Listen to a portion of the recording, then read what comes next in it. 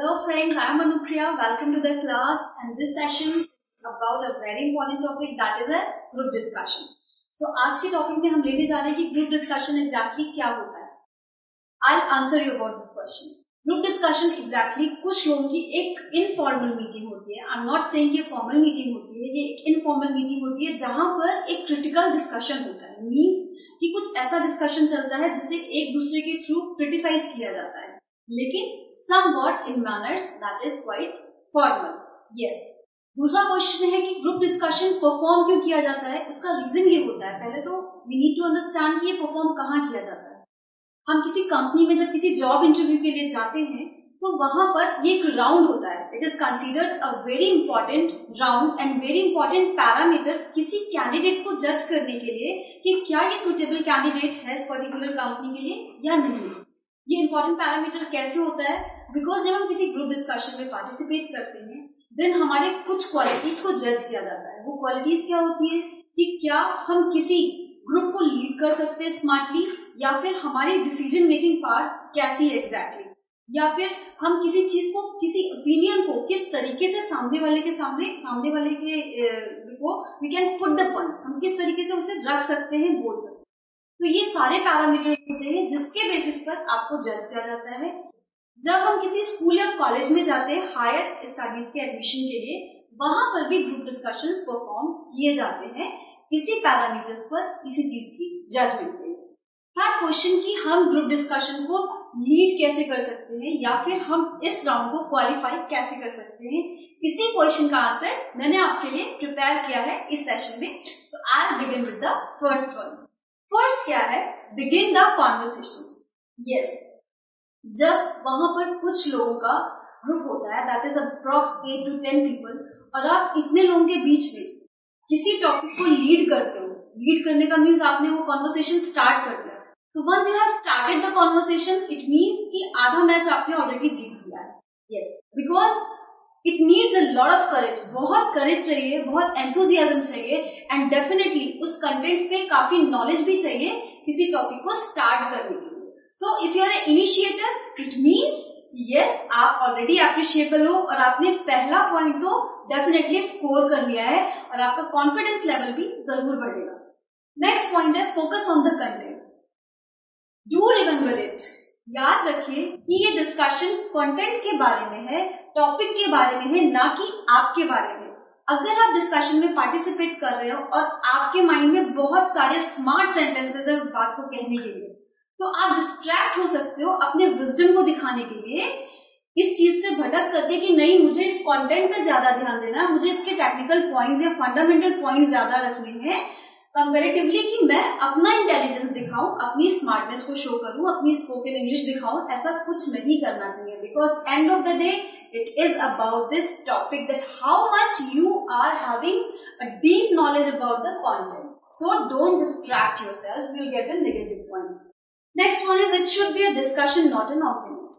बहुत जरूरी है ये समझना कि डिस्कशन एंड आर्ग्यूमेंट में एक थिन सी लाइन होती है. Once you are discussing, so means कि आप किसी टॉपिक के फेवर में या अगेंस्ट में बोल रहे हो तो आप वो सारे पॉइंट्स फॉर्मल या क्वाइट इनफॉर्मल तरीके से बोलते हो. You don't cross the line. But once you are arguing, आप किसी चीज के लिए बहस करने लगते हो. So argument means keeping yourself right. आप खुद को सही प्रूव करना चाहते हो विच इज नॉट रिक्वायर्ड. ये सही ट्रेट नहीं है एक ग्रुप डिस्कशन को विन करने के लिए या लीड करने के लिए. So once you are making an argument that is the wrong one. Make it a discussion. Talk something about positive and negative in a proper manner. उस चीज को आर्ग्यूमेंट या बहस मत बनाना. Next topic I will pick, that is don't let an individual dominate. Group discussion में you will find someone जो कि पूरे ग्रुप को अंडर में ले सकता है, मीन्स की हावी हो सकता है. यस, सो आपको ये ट्रेट भी अपने ऊपर स्मार्टली डेवलप करना है कि आप किसी एक पर्टिकुलर पर्सन को पूरे ग्रुप के ऊपर हावी मत होने दीजिए. इससे सभी लोगों को इक्वल टाइम नहीं मिल पाएगा उस टॉपिक के ऊपर रेगुलर बोलने के लिए या अपना पॉइंट ऑफ व्यू रखने के लिए. एंड डेफिनेटली उस पर्सन के साइड में ज्यादा स्कोर्स भी जाएंगे because definitely it's a big quality. तो आपके अंदर भी एक क्वालिटी होना चाहिए कि आप किसी एक पर्सन को पूरे ग्रुप पर या स्पेशली आपके ऊपर हावी ना होने दे, डोमिनेट ना होने दे. Now I'll take the next one. Ask open-ended questions. Very very important point. What does it mean? Open-ended question exactly क्या होता है? जब हम कॉन्वर्सेशन करते हैं तो बहुत जरूरी है कि हमें डिस्कशन में क्वेश्चंस भी पुट करें, ऑलराइट? बिकॉज सीधे कुछ स्टेटमेंट्स देना, अपने पॉइंट ऑफ व्यूज रखना, मतलब कि आप कोई चीज रट कर आए हैं या बाय हार्ट करके आए हैं, ये शो करता है.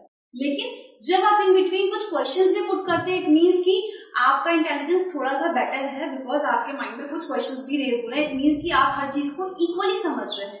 So open ended question means कि हम जैसे आई गिव यू एग्जांपल. मैं आपसे ये पूछूं कि ये गवर्नमेंट जो है, करंट गवर्नमेंट लास्ट गवर्नमेंट से बेटर कर रही है या नहीं? यू विल से हाँ कर रही है, या फिर यू विल से नहीं नहीं कर रही है. सो आंसर इज यस और नो, बिल्कुल स्ट्रेट आंसर है. बट अगर मैं आपसे ये पूछूं कि क्या ये करंट गवर्नमेंट लास्ट गवर्नमेंट से कुछ बेटर कर रही है कंट्री के लिए, so you will explain the question कि why this government is doing better than the last government. You will explain that why, या फिर you will explain that how. So once हम ऐसा कोई क्वेश्चन पुट करें जिसमें ऑलरेडी एक question छुपा हुआ हो, तो इससे डिस्कशन को आगे ले जाने में हेल्प मिलती है. और अगेन आप अपना एक और विजडम पॉइंट, इंटेलिजेंट पॉइंट सामने वाले को शो कर पाते हो and you score the good marks. So do it. Now don't raise objection.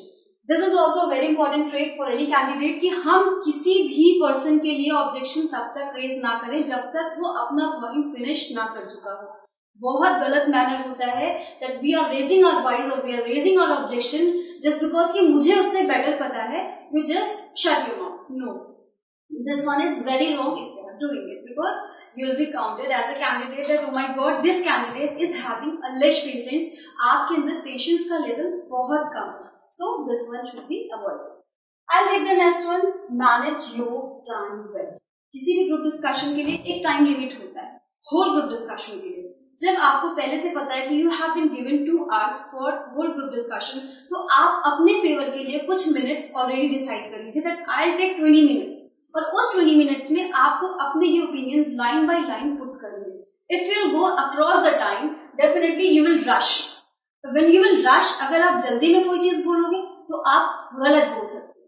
So managing your time limit for each of your answers is very necessary, and then only you can keep your opinions in the very well manner. Summarize as you go. You are the person जिसने ये conversation begin किया.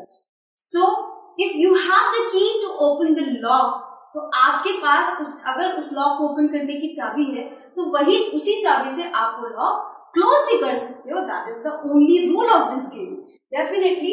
तो जिस तरीके से आपने open किया था सारे पॉइंट्स, बिकॉज ऑलरेडी आपने क्योंकि टाइम को ध्यान में रखा, सारे पॉइंट्स को ध्यान में रखा, कंटेंट को ध्यान में रखा, तो जब आप उस डिस्कशन के एंड में आ रहे हैं आप उसे अच्छे से समराइज कर सकते हैं, बिकॉज आपने एग्जैक्टली वो 10 पॉइंट्स रख दिए जो आप डिसाइड करके आए थे, और आप उसको पूरे कंटेंट को समराइज करते हो और पुट करते हो in the last of the conversation. तो आपने ही बिगिन किया और आपने ही क्लोज किया. So definitely you are the best candidate. आपके अंदर इनफ करेज है किसी भी ग्रुप में किसी चीज को लीड करके उसे क्लोज करने के लिए, जो कि बहुत इंपॉर्टेंट क्वालिटी होती है किसी भी कैंडिडेट के लिए किसी कंपनी में जॉब पाने.